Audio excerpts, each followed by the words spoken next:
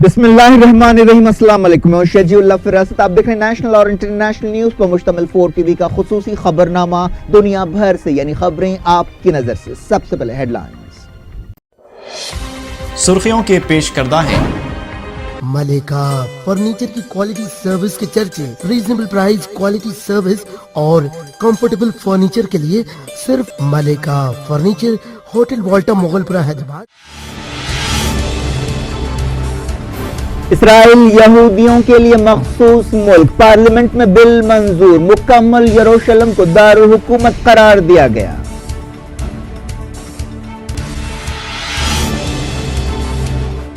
نئے قانون سے عربی زبان کی اہمیت گھٹا دی گئی، یہودی آباد کاری کو شے ملے گی، عربوں نے کہا جمہوریت کا قتل ہے۔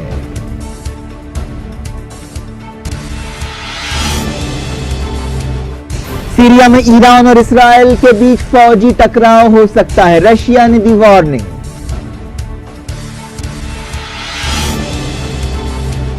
سیریا کے باغیوں نے گولان پہاڑیوں کے قریب کونیکترا کو چھوڑ دیا، بشار حکومت کی اہم کامیابی۔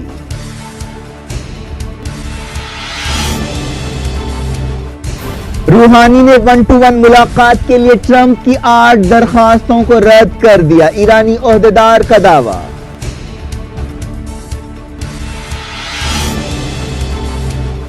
ریاض میں آرامکو آئل ریفائنری پر الحوثیوں کا حملہ، پہلی مرتبہ ڈرون استعمال کیا گیا۔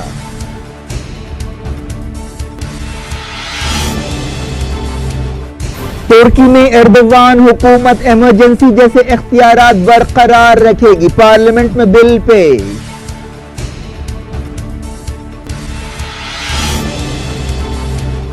میانمار کی فوج نے روہنگیوں پر کریک ڈاؤن سے پہلے کئی مہینے تیاری کی، عالمی تنظیم کی رپورٹ حملوں کو نسل کشی اور انسانیت کے خلاف جرم قرار دیا۔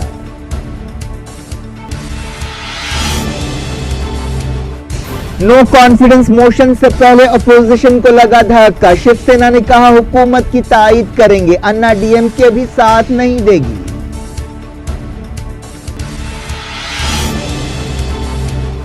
ماب لنچنگ کے لیے سوشل میڈیا ذمہ دار، راجیہ سبھا میں راجناتھ سنگھ کا بیان، کانگریس مطمئن نہیں، واک آؤٹ کر دیا۔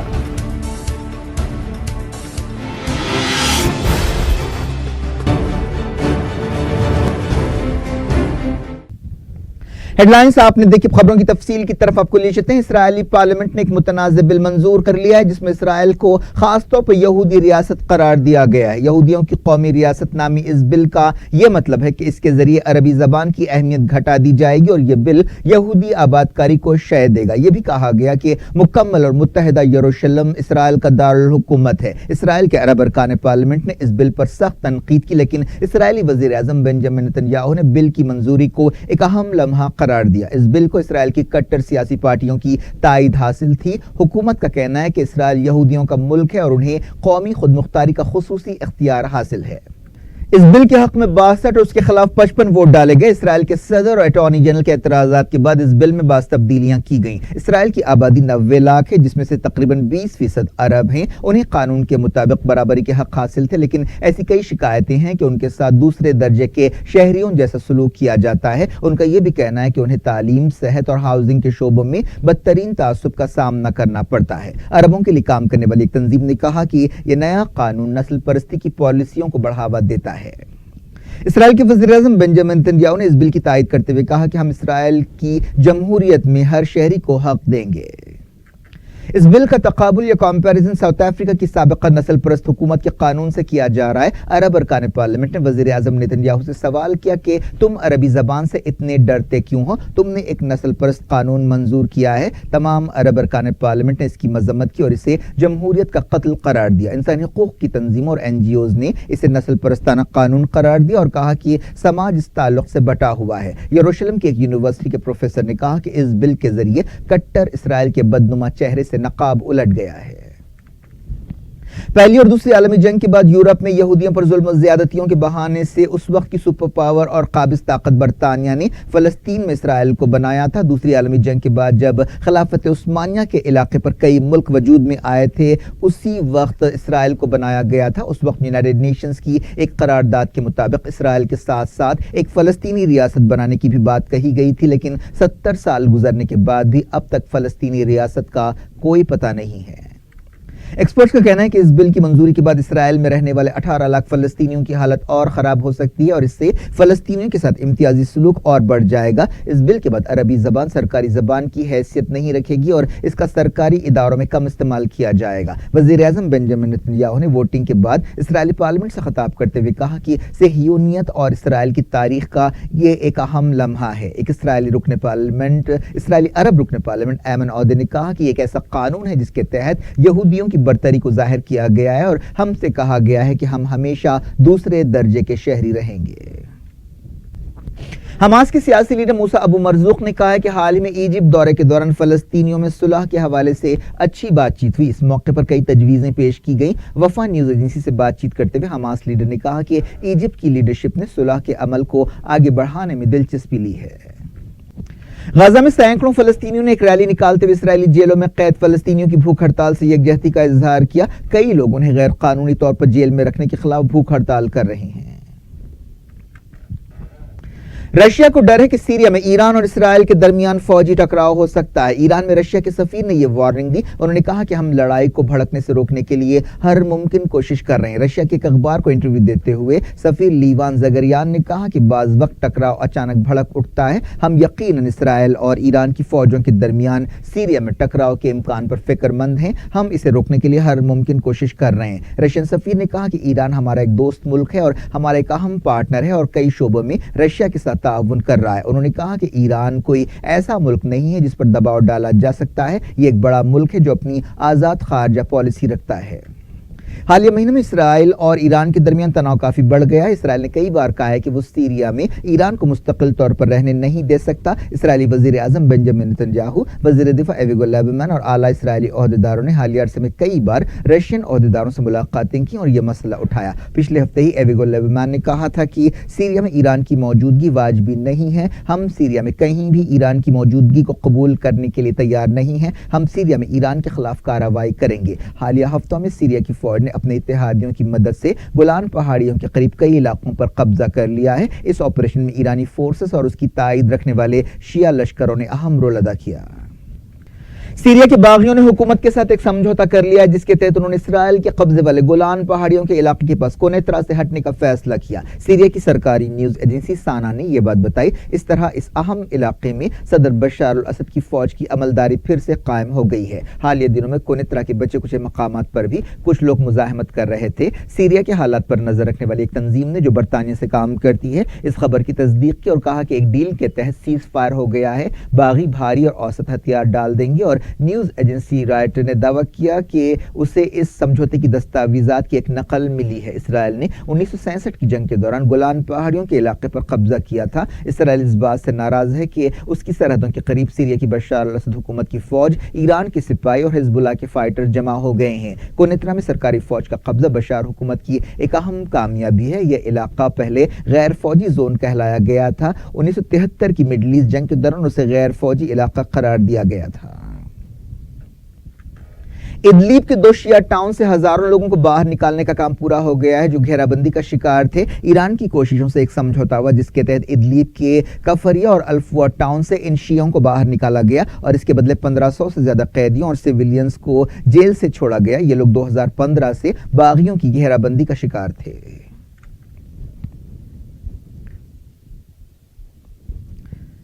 ایران میں رشیا کے سفیر نے کہا کہ سیریا میں ایران کے ملٹری ایڈوائزرز کا رول جائز ہے اور دمشق حکومت کی درخواست پر یہ رول ادا کیا جا رہا ہے۔ انہوں نے دہشت گردی کو ختم کرنے کے لیے ایران اور رشیا کی کوششوں کی تعریف کی۔ رشیا کے ایک اخبار سے بات چیت کرتے ہوئے سفیر لیوان زگریان نے کہا کہ رشینز کے ساتھ ایرانی ایڈوائزرز سیریا جنگ میں دہشت گردی کے خلاف لڑ رہے ہیں۔ ایران کے کالا عہدیدار نے کہا ہے کہ صدر حسن روحانی نے امریکہ کے صدر ڈونلڈ ٹرمپ کی طرف سے 1-to-1 ملاقات کے لیے 8 درخواستوں کو رد کیا۔ یہ اس بات کا اشارہ ہے کہ ایران امریکہ کے ساتھ آپسی تعلقات کے بارے میں یا نیوکلیئر پروگرام کے بارے میں کوئی بات چیت کرنا نہیں چاہتا۔ ٹرمپ نے کچھ مہینے پہلے ایران نیوکلیئر ڈیل سے باہر نکلنے کا اعلان کیا تھا۔ ایران کے ایک سرکاری اخبار نے صدر روحانی کے چیف آف سٹاف محمود اعظمی کے حوالے سے کہا کہ ایران نے UN جنرل اسمبلی کے موقع پر بات چیت کے لیے امریکہ کے 2 پریزیڈنٹس کی درخواستیں رد کی ہیں۔ ایران کی وزارت خارجہ نے پارلیمنٹ میں ایک رپورٹ پیش کی ہے جس کا تعلق 2015 کی نیوکلیئر ڈیل پر عمل آوری کی موجودہ صورتحال سے ہے۔ وزارت خارجہ کے ترجمان بہرام قاسمی نے کہا کہ پارلیمنٹ کی نیشنل سیکیورٹی اور خارجہ پالیسی کمیٹی کو یہ رپورٹ پیش کی گئی ہے۔ اس رپورٹ میں پچھلے 3 مہینے کے حالات تفصیل سے بیان کیے گئے ہیں۔ ایران کی وزارت دفاع نے کہا ہے کہ اس نے اپنی فوجی تیاریوں کے سلسلے میں 800 نئے ٹینکس بنانے کا فیصلہ کیا ہے۔ نائب وزیر دفاع رضا مظفری نے یہ بات کہی۔ یمن کے الحوثیوں نے سعودی عرب کے دارالحکومت ریاض میں آرامکو کی ایک آئل ریفائنری پر حملہ کیا۔ اس حملے میں ایک نئے ڈرون کا استعمال کیا گیا۔ المسیرہ ٹیلی ویژن چینل نے اپنے ٹویٹر اکاؤنٹ پر الحوثیوں کے حوالے سے کہا کہ ہماری ڈرون فورس نے ریاض میں آرامکو کی ریفائنری کو ٹارگٹ کیا ہے۔ الحوثیوں کے ترجمان بریگیڈیئر جنرل شراف لقمان نے کہا کہ ڈرون فورس کا یہ آپریشن ایک شروعات ہے۔ آرامکو کمپنی نے تصدیق کی کہ اس کی ریفائنری میں آگ لگی ہے اور آگ پر بڑی حد تک قابو پا لیا گیا ہے۔ الحوثی وقفے سے سعودی عرب میں ایسے حملے کر رہے ہیں۔ ایک دن پہلے ہی نجران میں سعودی اتحاد نے ایک میزائل کو مار گرانے کا دعویٰ کیا تھا۔ ترکی میں ایمرجنسی ختم کیے جانے کے بعد دہشت گردی سے نمٹنے کے لیے بعض نئے قانون بنانے کی تیاریاں شروع ہو گئی ہیں۔ ترکی میں جولائی 2016 کی ناکام فوجی بغاوت کے بعد ایمرجنسی لگائی گئی تھی جس کے دوران 1,30,000 سے زیادہ سرکاری ملازمین کو نوکریوں سے نکال دیا گیا، جن میں کئی ججز، پولیس آفیسرز، فوجی، ٹیچرز اور دوسرے شامل ہیں۔ اگر نئے قانون کو منظور کیا گیا تو مظاہروں پر پابندی لگائی جا سکتی ہے۔ اپوزیشن نے خبردار کیا تھا کہ ترکی میں ایمرجنسی کے بعد اور زیادہ سخت سسٹم لاگو کیا جائے گا۔ حال ہی میں طیب ایردوان بہت زیادہ اختیارات کے ساتھ ایک بار پھر ترکی کے صدر بنے۔ ترک پارلیمنٹ میں ایک بل پیش کیا گیا ہے جس کے تحت ایمرجنسی کے بعض اختیارات برقرار رکھنے کی گنجائش رکھی گئی ہے۔ میانمار کے عہدیداروں نے پچھلے سال اگست میں روہنگیا مسلمانوں پر بڑے پیمانے پر حملوں سے پہلے خوب تیاریاں کی تھیں۔ ایک رپورٹ میں یہ دعویٰ کیا گیا۔ اس رپورٹ میں کہا گیا کہ میانمار کی فوج نے 25 اگست کے ایک حملے کو ہزاروں روہنگیا مسلمانوں کو بے گھر کرنے کے لیے ایک بہانے کے طور پر استعمال کیا۔ 162 صفحات کی اس رپورٹ کا عنوان لمبی تلواریں ہیں جو فورٹیفائیڈ رائٹس نامی تنظیم نے جاری کی ہے۔ اس رپورٹ میں میانمار کی فوج کو انسانیت کے خلاف مجرم اور نسل کشی کی مجرم قرار دیا گیا۔ اس رپورٹ میں تفصیلات بتائی گئی ہیں کہ کس طرح برما کے عہدیداروں نے روہنگیوں کی نسل کشی کی تیاری کی۔ 7 لاکھ روہنگیا مسلمان بنگلہ دیش فرار ہو گئے ہیں۔ تنظیم کے CEO نے الجزیرہ کو بتایا کہ میانمار کی فوج چاہتی ہے کہ دنیا اس بات کو قبول کرے کہ وہ راکھین ریاست میں دہشت گردی سے لڑائی لڑ رہی ہے اور یہ روہنگیوں کی ملیٹنٹ آرگنائزیشن کے حملوں کا جواب تھا، لیکن ہمارے پاس ثبوت موجود ہیں کہ کس طرح میانمار کی فوج نے منظم تیاریاں کی۔ یونائیٹڈ نیشنز اور امریکہ نے میانمار کی فوجی کارروائیوں کو نسل کشی کی بدترین مثال قرار دیا ہے۔ اس رپورٹ میں 200 سے زیادہ روہنگیوں کے انٹرویوز شامل کیے گئے ہیں۔ روہنگیوں کے خلاف کریک ڈاؤن سے پہلے میانمار کی فوج نے کئی مہینوں تک تیاریاں کی۔ دنیا بھر سے میں وقت ہو گیا چھوٹے سے بریک کا۔ بریک کے بعد کچھ اور خبروں کے ساتھ آپ کی خدمت میں دوبارہ حاضر ہوں گے۔ امید ہے بریک کے اس پار بھی ہمارا آپ کا رابطہ بنا رہے گا۔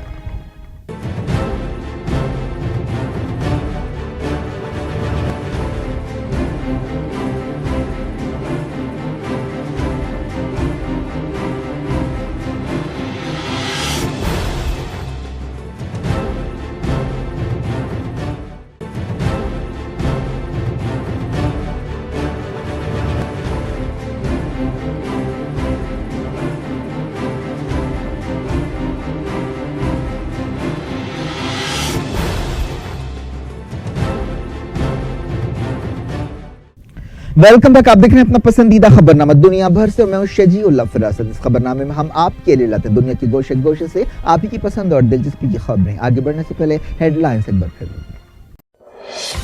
سرخیوں کے پیش کردہ ہیں۔ ملیکا فرنیچر کی کوالٹی سروس کے چرچے، ریزنیبل پرائز، کوالٹی سروس اور کمفرٹیبل فرنیچر کے لیے صرف ملیکا فرنیچر، ہوٹل والٹا مغل پورہ حیدرآباد۔ اسرائیل یہودیوں کے لیے مخصوص ملک، پارلیمنٹ میں بل منظور، مکمل یروشلم کو دارالحکومت قرار دیا گیا۔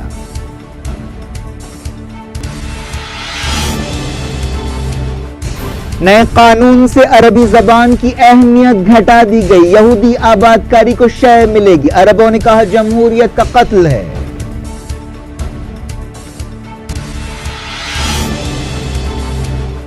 سیریا میں ایران اور اسرائیل کے بیچ فوجی ٹکراؤ ہو سکتا ہے، رشیا نے دی وارننگ۔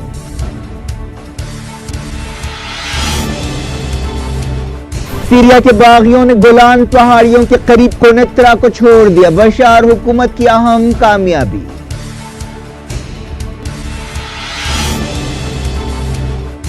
روحانی نے 1-to-1 ملاقات کے لیے ٹرمپ کی 8 درخواستوں کو رد کر دیا، ایرانی عہدیدار کا دعویٰ۔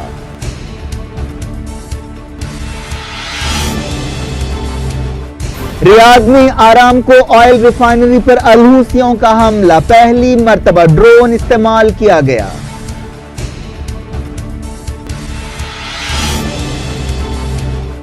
ترکی میں ایردوان حکومت ایمرجنسی جیسے اختیارات برقرار رکھے گی، پارلیمنٹ میں بل پیش۔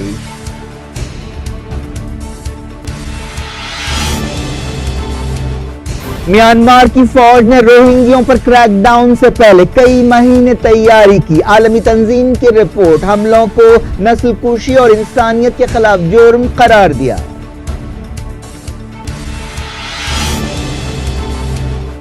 نو کانفیڈنس موشن سے پہلے اپوزیشن کو لگا دھکا، شیو سینا نے کہا حکومت کی تائید کریں گے، انا ڈی ایم کے بھی ساتھ نہیں دے گی۔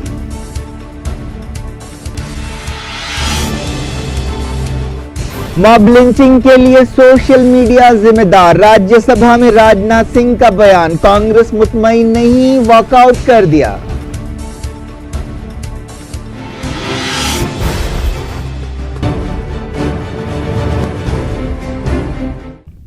ڈائریکٹ انٹرنیشنل نیوز کے سلسلے کو رشیا کے صدر ولادیمیر پوٹن نے صدر ڈونلڈ ٹرمپ کے ساتھ ان کی چھوٹی ملاقات پر تنقیدوں کو رد کر دیا ہے۔ انہوں نے ماسکو میں رشین سفارتکاروں کی ایک میٹنگ سے خطاب کرتے ہوئے کہا کہ امریکہ کی بعض طاقتیں اپنی پارٹی کے حقیر مفادات کے لیے امریکہ رشیا تعلقات کی قربانی دینا چاہتے ہیں۔ انہوں نے کہا کہ یہ لوگ لاکھوں لوگوں میں جھوٹی کہانیاں پھیلا رہے ہیں۔ حال ہی میں پوٹن کے ساتھ ملاقات میں ٹرمپ کے اس بیان پر تنازع پیدا ہو گیا تھا کہ انہیں اس بات کی کوئی وجہ نظر نہیں آتی کہ کیوں رشیا امریکہ کے الیکشن سے چھیڑ چھاڑ کرے گا۔ بعد میں ٹرمپ نے اپنا بیان بدل دیا، جن پر کافی تنقیدیں ہو رہی تھیں۔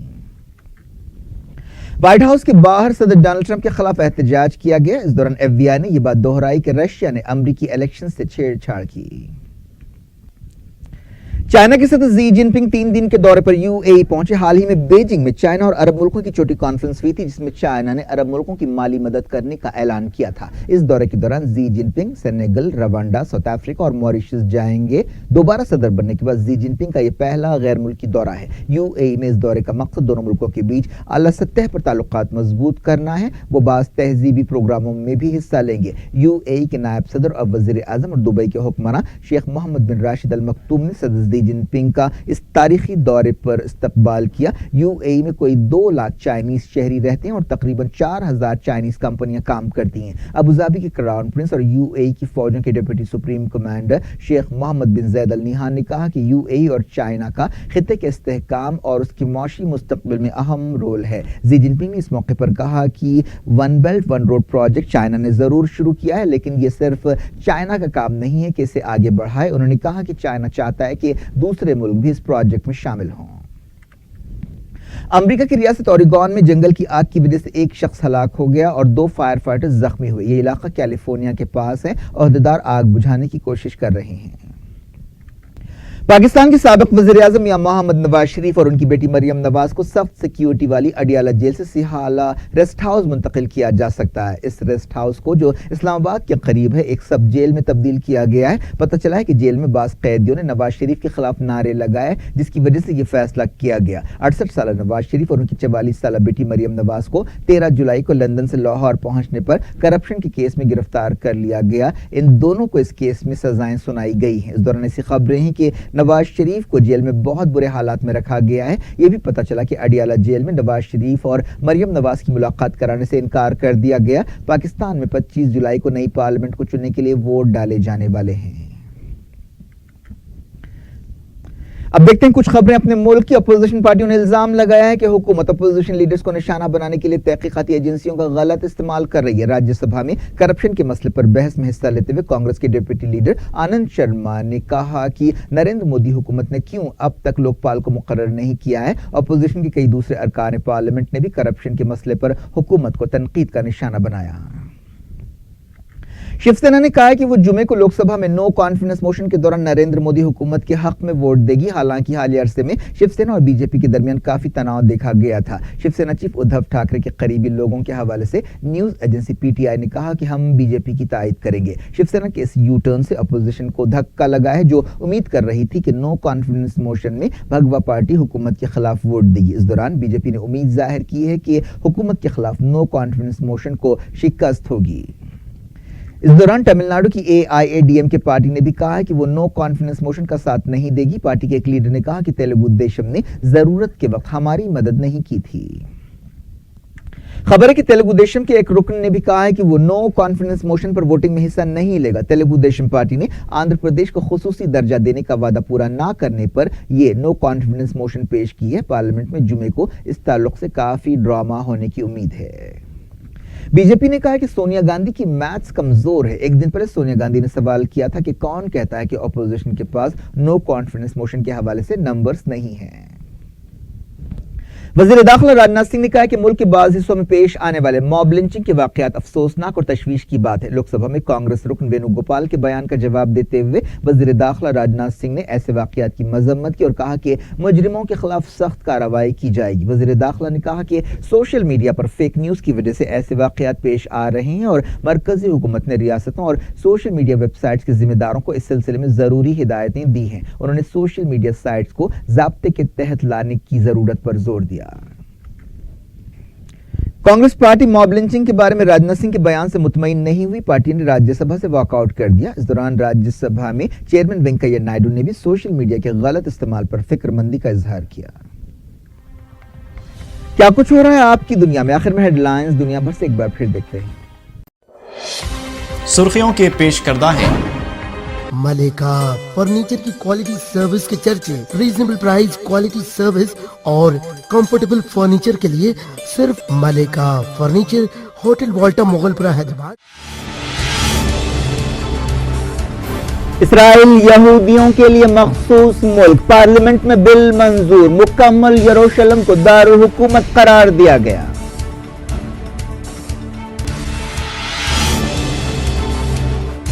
नए कानून से अरबी जबान की अहमियत घटा दी गई। यहूदी आबादकारी को शय मिलेगी। अरबों ने कहा जमहूरियत का कत्ल है।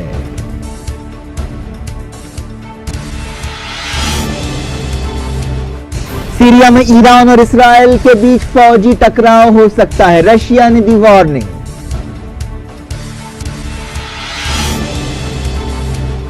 सीरिया के बागियों ने गोलान पहाड़ियों के करीब कोनेत्रा को छोड़ दिया। बशार हुकूमत की अहम कामयाबी।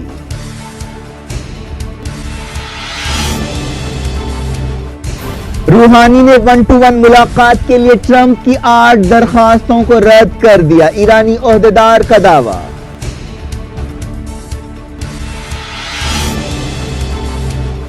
रियाद में आरामको ऑयल रिफाइनरी पर अलहूसियों का हमला। पहली मर्तबा ड्रोन इस्तेमाल किया गया।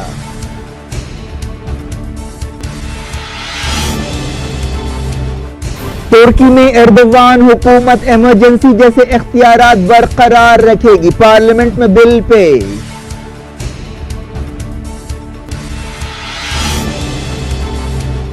म्यांमार की फौज ने रोहिंग्यों पर क्रैकडाउन से पहले कई महीने तैयारी की। आलमी तंजीम की रिपोर्ट हमलों को नस्लकुशी और इंसानियत के खिलाफ जुर्म करार दिया।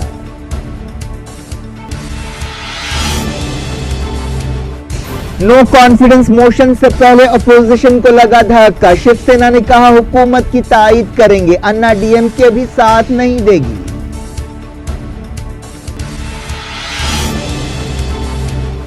मॉब लिंचिंग के लिए सोशल मीडिया जिम्मेदार। राज्यसभा में राजनाथ सिंह का बयान। कांग्रेस मुतमईन नहीं, वॉकआउट कर दिया।